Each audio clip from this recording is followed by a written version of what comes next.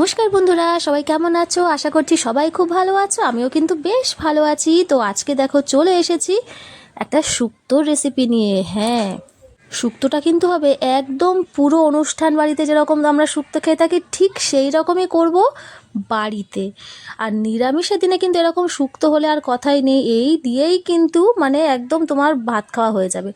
তো দেখো কিভাবে শুক্তোটা রান্না করছি স্টেপ বাই স্টেপ সবটাই তোমাদের সাথে শেয়ার করব। কি কি নিয়েছি দেখো, এখানে নিয়েছি হচ্ছে কুমড়ো, ডাঁটা, কাঁচকলা, আলু, আর এখানে নিয়েছি হচ্ছে উচ্ছেটা আলাদা নিয়েছি। কেন? উচ্ছেটা হচ্ছে আলাদা ভেজে নেব সেই কারণে। তো দেখো এখানে নিয়েছি দুধ 1 বাটি, আর এখানে কিন্তু নিয়েছি হচ্ছে সর্ষে বাটা দিয়েই কিন্তু আজকের এটাও। সর্ষের সাথে পোস্ত দিতে পারো তোমরা চাইলে, আমি কিন্তু শুধুমাত্র সর্ষেই নিয়েছি। সর্ষে আর কাঁচা লঙ্কা একসাথে করে বেটে নিয়েছি।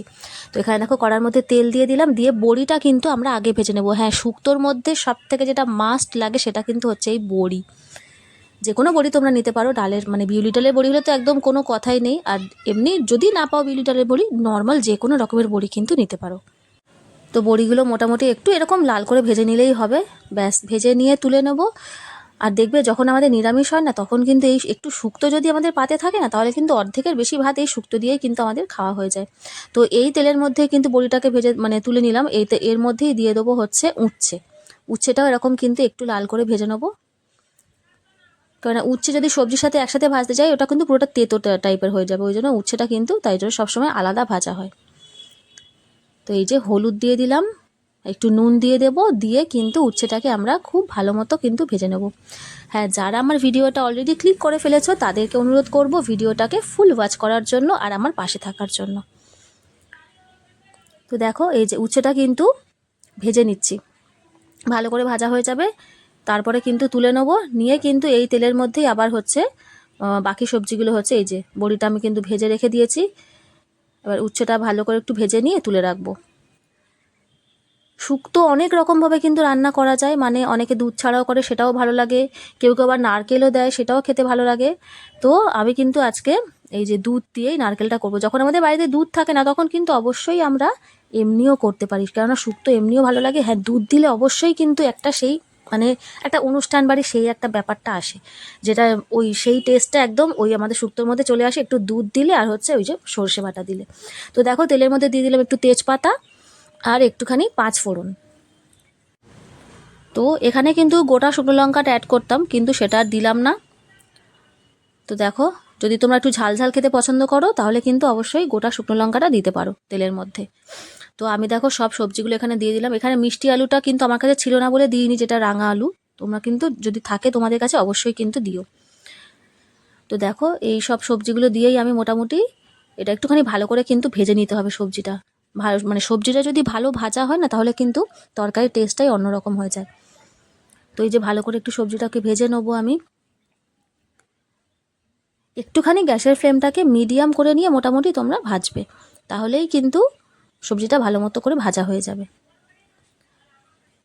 এই যে নুন দেবো, এতে কিন্তু বেশি সেরকম কিচ্ছু মশলা না, আসল মশলা তো হচ্ছে ওই যে সর্ষে বাটা আর হচ্ছে আমি একটু জিরের গুঁড়ো দেবো, ব্যাস। এই যে নুন হলুদ দিয়ে দিলাম, একটুখানি ভেজে নিয়ে তারপরে কিন্তু পরে জিরের গুঁড়োটা আমি অ্যাড করবো এতে। ভালো করে একটুখানি সবজিটাকে ভেজে, অনেকে আছে কি ডাঁটা আলাদা ভেজে নেয়, আলু আলাদা ভেজে নেয়, আলাদা আলাদা ভেজেও করা যায়।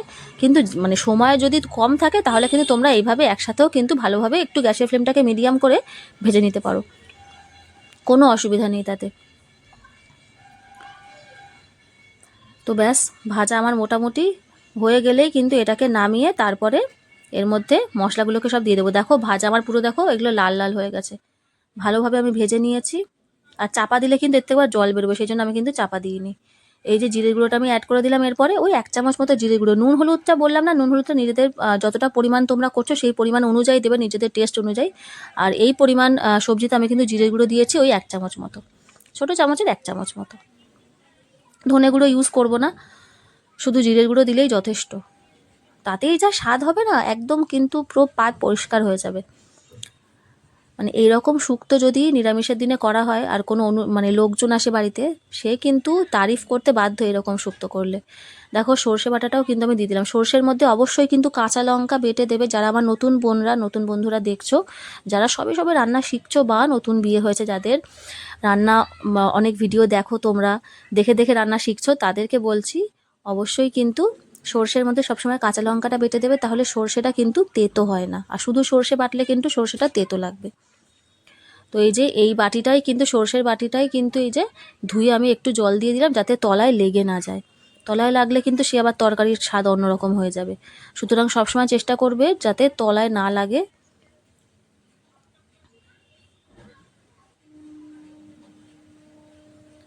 তো দেখো হয়ে গেল মোটামুটি।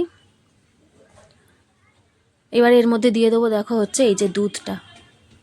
দুধ দিলে কিন্তু আমি কিন্তু গ্যাসের ফ্লেমটা এখন বন্ধ করে দিয়েছি। কেন বলো তো, মানে দুধ হঠাৎ করে না দিলে হচ্ছে ফেটে যায়, সেই কারণে কিন্তু গ্যাসের ফ্লেমটা আমি বন্ধ করে দিয়েছি। এবার এই যে দুধটা দিয়ে ওই গরমের সাথে মিশে গেল, তারপরে কিন্তু এবার আমি গ্যাসের ফ্লেমটা জ্বালিয়ে একদম লো করে দেবো। একদম লোতে, দেখো গ্যাসটা আবার আমি জ্বালিয়ে দিলাম, দিয়ে একদম লো করে দেবো, তা নাহলে কিন্তু দুধটা ফেটে যাওয়ার সম্ভাবনা থাকে। যেহেতু এতে আমাদের আদা থাকে সেই কারণে, বা এমনিও আদা যদি নাও থাকে, অনেক সময় এমনি তরকারির মধ্যে দুধ হঠাৎ করে পড়লে সেটা ফেটে যাওয়ার চান্স থাকে। সুতরাং একটুখানি কিন্তু নাড়াতে হবে। ওই জন্য একদম লো ফ্লেমে আস্তে আস্তে করে দুধটা ফুটবে, সেইভাবে কিন্তু তোমরা রান্নাটা করবে। দেখো তার মধ্যে আমি বড়ি আর ওই যে ভাজা উচ্ছেটা কিন্তু দিয়ে দিলাম এর মধ্যে, কেননা সবজিটা কিন্তু প্রায় 80% মতো সিদ্ধ হয়ে গেছে। ওই মানে এমন ভালোভাবে ভেজেছি, সেটা কিন্তু একটু ভালোভাবে সিদ্ধ হয়ে গেছে। ও এর মধ্যে আরেকটা জিনিসও তো আছে, সেটা হচ্ছে পেঁপেটাও কিন্তু দেওয়া হয়েছে। তো দেখো একটু ঢাকা দিলাম যাতে পুরোপুরি সিদ্ধ হয়ে যায়, ব্যাস। এবার লাস্টে কিন্তু চিনি দিয়ে দিলাম নামানোর আগে। চিনিটা তো মাস্ট শুক্তোতে দিতেই হবে, কারণ মিষ্টি মিষ্টি না হলে কিন্তু শুক্তো ভালো লাগবে না খেতে। শুক্তো কিন্তু তেতে হয় না, একটু মিষ্টি হয়। তো সেই কারণে এই যে চিনিটা কিন্তু দিয়ে দিলাম আমি নামানোর আগে। তার আগে একটুখানি নামানোর একদম পরে কিন্তু তার মধ্যে মিশিয়ে দেবো একটুখানি ঘি, ব্যাস। শুক্তো কিন্তু আমাদের একদম অপূর্ব স্বাদ হবে। তো এই যে হয়ে গেছে মোটামুটি। দেখো খুব টকবক করে কিন্তু ফুটছে না, কেননা আমার কিন্তু গ্যাসের ফ্লেমটা একদম মিডিয়াম করা। তো এই যে আর একটুখানি ঢাকা দিয়ে রাখবো যাতে চিনিটা পুরো মিশে যায়, ব্যাস। শুক্তো কিন্তু আমাদের একদম রেডি। তো আজকের রেসিপিটা কেমন লাগলো অবশ্যই তোমরা কিন্তু জানিও। আর কিন্তু যদি ভালো লেগে থাকে তাহলে আমার চ্যানেলটাকে সাবস্ক্রাইব করে আমার পাশে থেকো বন্ধুরা, আরও নতুন নতুন আরও ভালো ভালো ভিডিও দেখার জন্য।